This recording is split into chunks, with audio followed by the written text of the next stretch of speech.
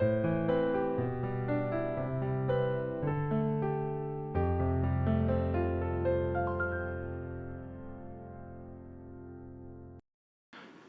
오늘도 매일 주신 기도에 나오신 여러분 모두를 환영하고 축복합니다.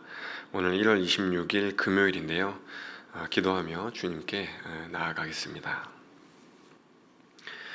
참 좋으신 주님, 오늘도 새로운 하루를 주시고 예배의 자리로 나오게 하시니 감사를 드립니다.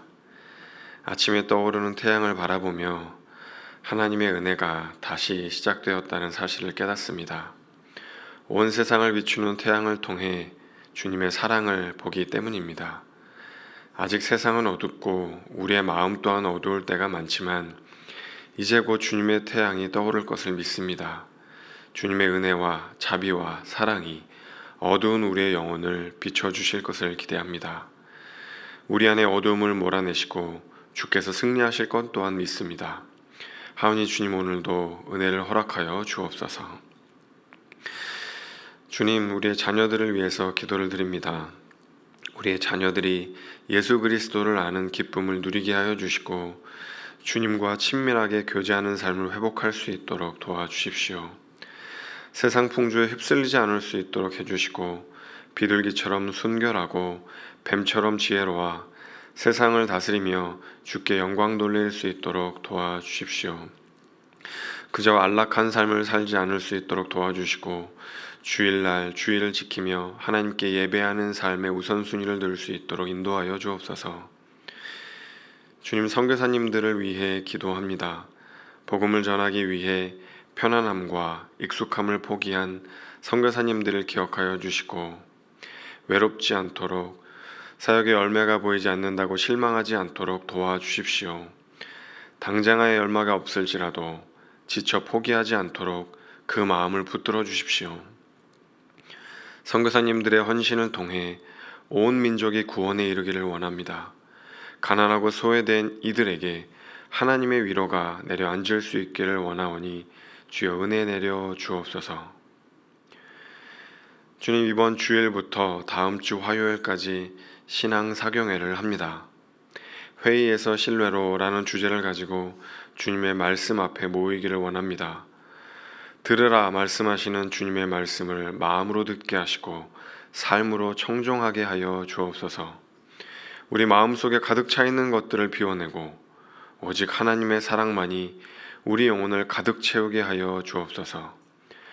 불안하고 두려운 미래의 시간들이 이제 곧 기대와 소망으로 변화될 수 있도록 인도하여 주옵소서. 이제 주님의 말씀 앞으로 나아가려 합니다.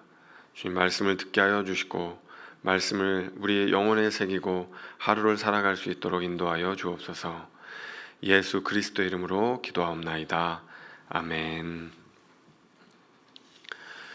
네, 오늘 하나님께서 우리에게 주시는 말씀은요, 신명기 12장 20절에서 32절의 말씀입니다.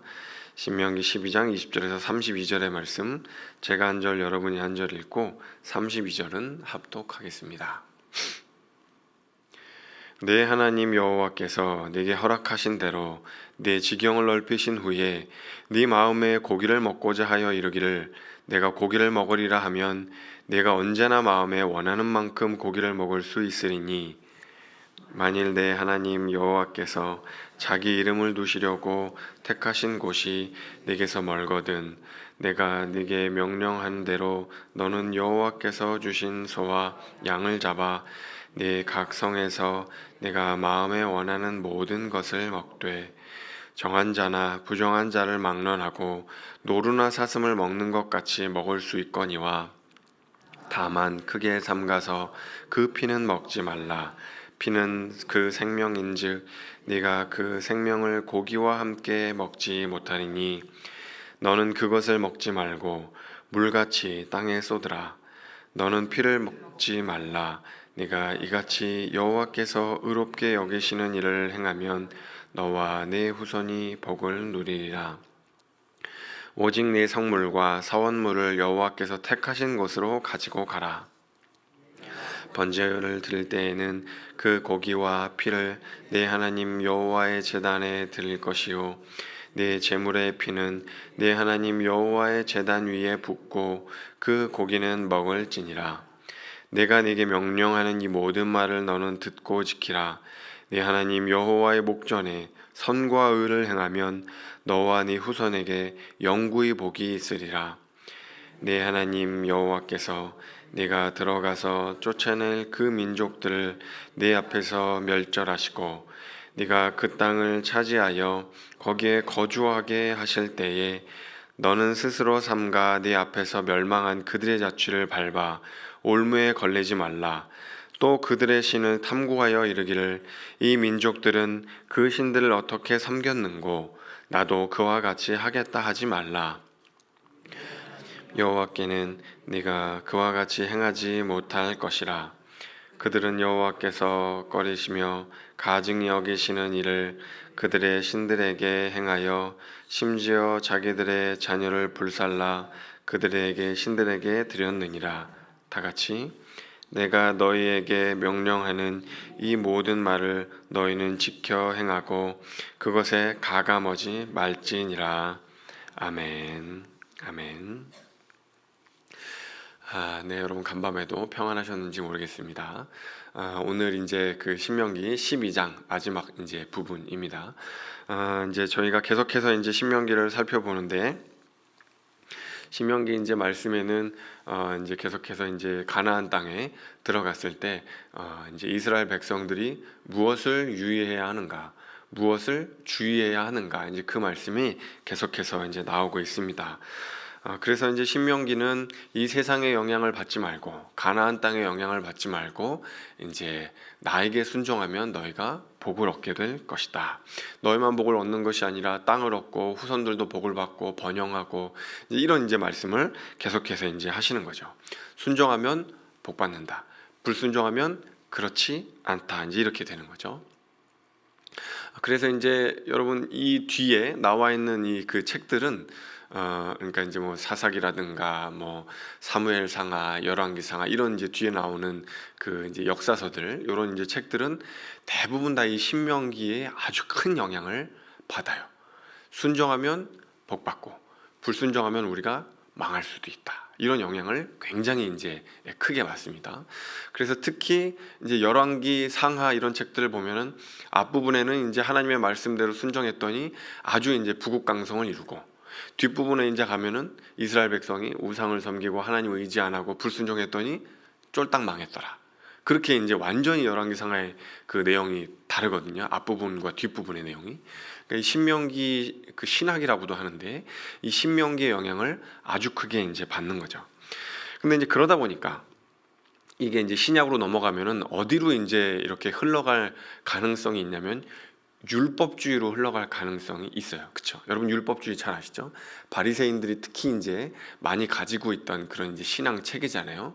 하나님의 말씀을 순종하고 율법을 잘 지키면 구원을 받고 그렇지 않으면 구원을 못 받는다. 이게 이제 율법주의잖아요. 오늘날에도 이런 신앙의 어떤 율법주의를 지향하는 분은 없겠지만 이런 방식으로 신앙생활을 하는 경우도 심심치 않게 볼 수가 있는 거죠.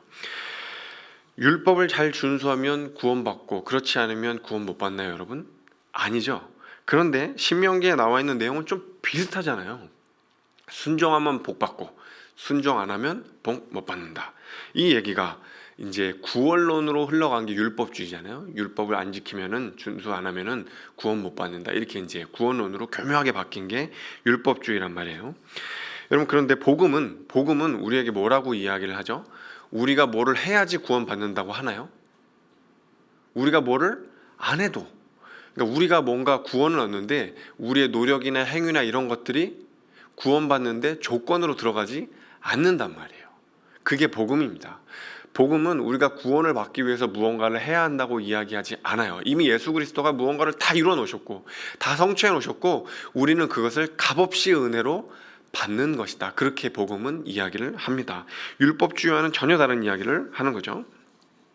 자, 그러면 이제 우리가 그럼 신명기랑 다른 게 뭘까? 신명기랑 율법 순종해야 살 거라고 이야기하지 않는가? 복음이랑 신명기랑 그러면 다른 건가? 구약이랑 신약이랑 다른 건가? 다른 이야기라는 건가 같은 이야기라는 건가 막 헷갈리실 수가 있잖아요. 우리가 이제 그걸 좀 살펴볼 필요가 있다는 거죠. 여러분 꼭 기억해야 할 게 있는데요. 구약의 하나님과 신약의 하나님은 같은 하나님인가요? 다른 하나님인가요?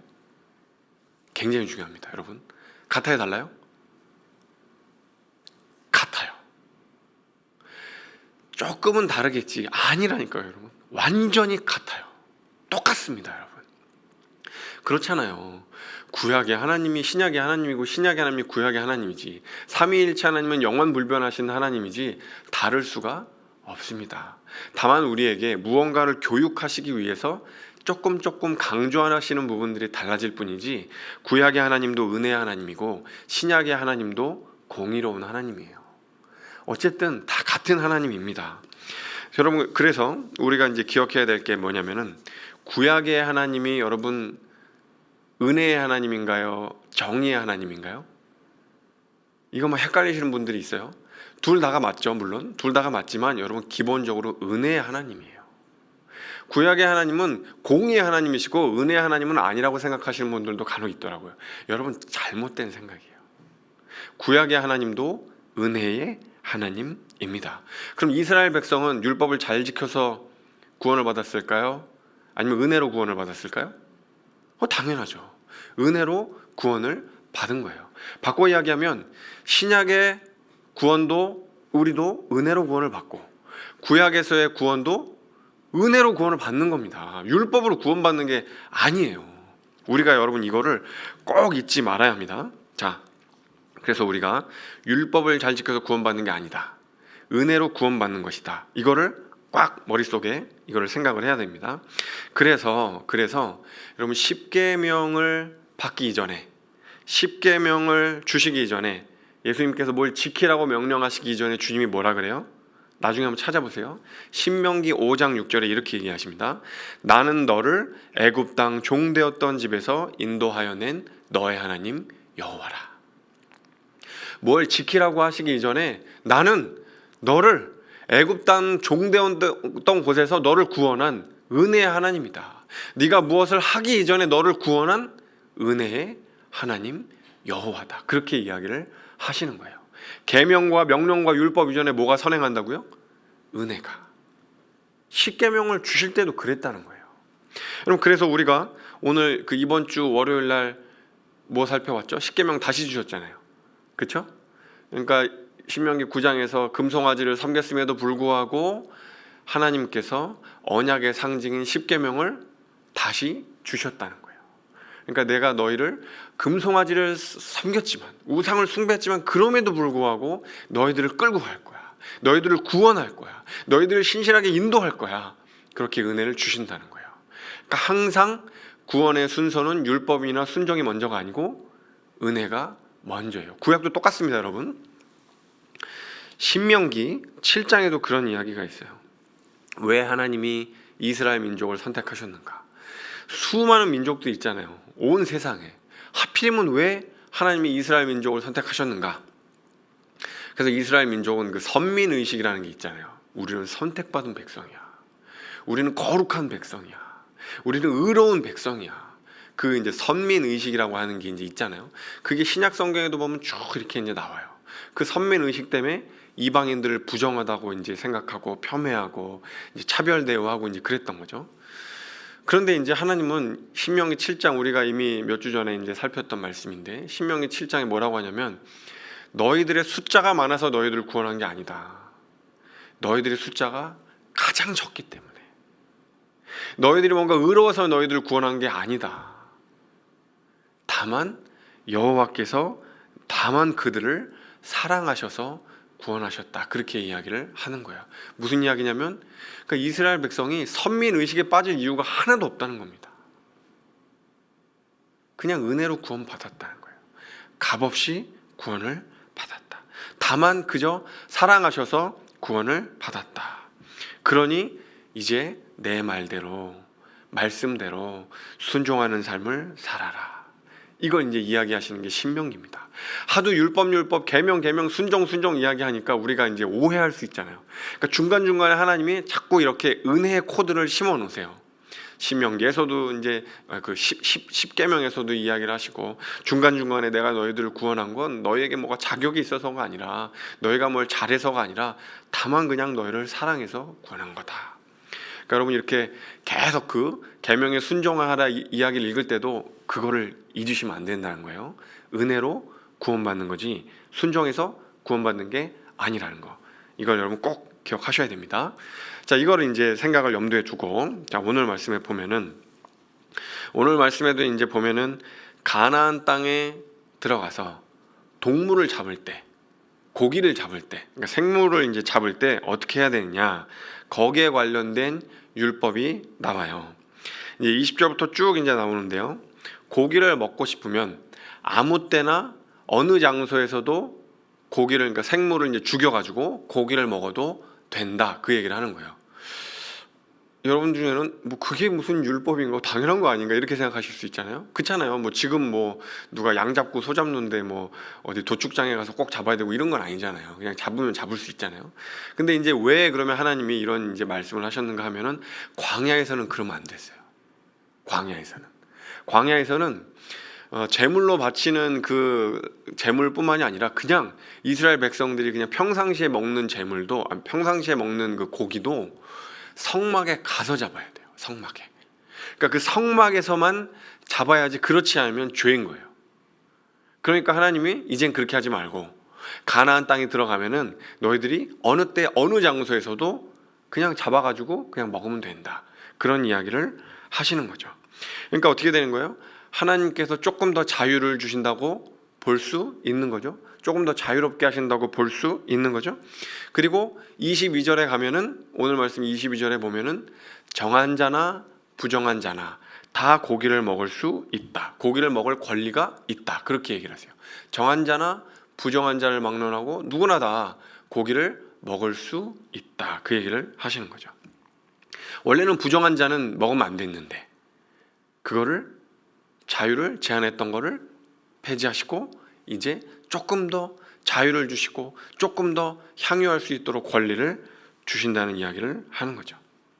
그래서 여러분, 어제도 이야기를 했지만, 여러분 하나님을 믿는 신앙생활은 여러분 의무감이나 책임감만으로 되는 게 아니라 그랬죠. 하나님을 믿는 신앙생활은 행복한 거다, 즐거운 거다, 기쁨이 있어야 하는 거다, 이제 그 말씀을 드렸잖아요. 어제 이제 말씀 못 들으신 분들은 한번 이제 꼭 들어보시면 좋겠어요. 하나님은 우리의 행복과 기쁨을 위해서 아주 열심히 일하시는 분이세요. 우리가 행복하기를 바라는 분이시라는 거죠.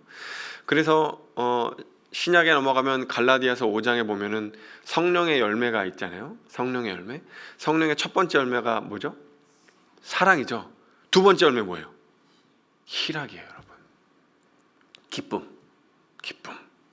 그러니까 우리가 성령 하나님으로 충만해지고 성령 하나님과 교제하면 우리 안에 기쁨이 막 열매로 맺힌다는 거죠. 우리가 막 행복해진다는 그런 이야기나 다를 바가 없어요. 그러니까 신앙생활은 그런 것이다. 우리에게 고통이 있고 어려움이 있고 이제 그래도 하나님과 교제하며 기쁨과 행복이 넘치는 것이 신앙생활이다. 그것을 기억하며 오늘 하루 하나님과 교제하며 행복하고 기쁨이 넘치는 하루 보내실 수 있다면 참 좋겠습니다. 자, 이제 그러고 나서 하나님이 이제 제한 규정을 이제 이야기를 하시는데, 고기는 마음껏 먹어도 되지만, 제물로 드리는 고기 말고 그냥 평상시에 고기는 마음껏 먹어도 되지만 핏째 먹어서는 안 된다, 피를 먹어서는 안 된다, 그 이야기를 하고 있어요. 왜죠? 피는 생명이니까 그걸 마음대로 먹어서는 안 된다. 그리고 그거는 그냥 땅에다가 버려라, 이제 그렇게 이야기를 하는 거죠. 그러니까 생명을 함부로 대하지 말아라, 생명을 존중해라, 이제 그런 이야기를 하시는 거예요. 근데 이것도 이방 문화의 영향을 받지 말라는 이야기와 비슷해요. 이방 문화에서는 막 피를 어떻게 해요? 막 먹기도 하고 피를 막 뿌려가면서 우상신에게 제사를 지내기도 하고, 이제 그런 이제 좀 비인간적인 그런 이제 모습으로 제사를 지내는 모습들이 많았다는 거죠. 그래서 오늘 말씀에도 보면은 31절에 뭐라 그래요? 어제도 말씀드렸지만 이방 신에게 제사를 지낼 때 자기 자녀를 막 제물로 바치는 거예요. 31절에 보니까 이제 그렇게 얘기하잖아요. 심지어 자기들의 자녀를 불살라 그들의 신들에게 드린다. 이제 이런 문화를 따라하지 말아라. 이런 잔인한 것을 따라하지 말아라. 핏째 먹지 말아라. 이런 거에는 그런 이제 이방 문화를 본받지 말라는 그 규정들이 다 이제 들어있다라고 이제 봐도 무방합니다.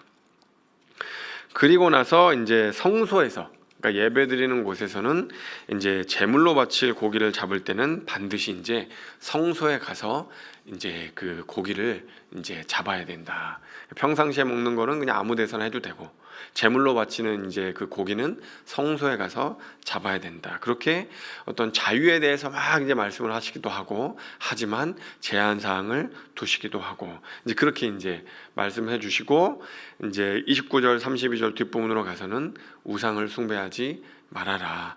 이제 그 경고가 이제 쭉 나오고 있는 거죠.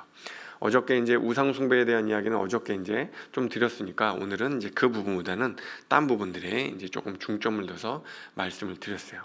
그리고 이제 내일부터는 어떻게 되냐면 우상 숭배에 대한 그 경고의 말씀들이 조금 더 구체적이고 조금 더 자세하게 이제 나옵니다. 그래서 여러분 또 내일부터 또 이제 우상에 대한 부분들 또 이제 경청해서 들으시면 이제 좋을 것 같아요. 여러분 이제 오늘 말씀, 우리 하나님은 계속 이제 계명이 반복되니까 여러분들 중에 혹시 오해가 있으실까 말씀드린 거예요. 우리 하나님은 어떤 하나님이라고요? 은혜의 하나님이다. 은혜의 하나님이다. 율법 순종을 받아 구원 얻는 게 아니고 우리는 은혜로 먼저 구원받고 거기에 대한 담례로, 거기에 대한 합당한 반응으로 순종하는 것이다. 근데 그것들을 이제 하나님께서 이제 구약 시대에는 조금 더 이제 이렇게 뭐랄까요, 물질적으로 이렇게 보여주시기 위해서 순종에 따르는 그 물질의 어떤 축복에 대해서 이야기를 하시는 것이지, 율법을 잘 순종해서 구원받는 건 아니라는 걸 꼭 이제 기억할 필요가 있다. 이 말씀을 이제 드립니다. 오늘 하나님의 은혜가 우리 성도님들의 일상 가운데 충만하실 수 있기를 간절히 소망합니다. 예, 기도하겠습니다. 참 좋으신 주님, 우리 주님은 은혜의 하나님이십니다. 율법을 지켜야만 구원하는 하나님이 아니라 먼저 구원하시고 은혜대로 살아야 한다고, 은혜대로 순종하는 삶을 살아야 한다고 신신당부하시는 주님이십니다. 혹 우리 가운데 하나님의 얼굴이 일그러졌다고 생각하시는 분이 있는지 모르겠습니다. 성난 얼굴로 하나님의 얼굴을 떠올리는 이들이 있는지 모르겠습니다. 그저 심판관이나 재판장의 얼굴로 하나님의 얼굴을 떠오르는 이가 있다면 그 얼굴이 변화될 수 있도록 도와주십시오. 야곱이 보았던 인자한 아버지의 얼굴, 밝게 빛나고 따스한 그 얼굴을 하나님의 얼굴로 떠올릴 수 있도록 하나님 은혜 내려 주옵소서. 우리 주님께서 먼저 은혜를 주시고 자유를 주시고 우리에게 우상을 숭배하지 말라고, 말씀대로 순종하는 삶을 살라고, 그것이 너에게 진정한 기쁨이요 행복이라고 말씀하시는 그 인자하신 아버지의 말씀대로 살아갈 수 있는 귀한 하루가 될 수 있도록 하나님 동행하여 주옵소서. 감사드리며 이 모든 것 예수 그리스도의 이름으로 기도하옵나이다. 아멘. 네, 각자의 기도 제목을 들고 주님 앞으로 나아가겠습니다.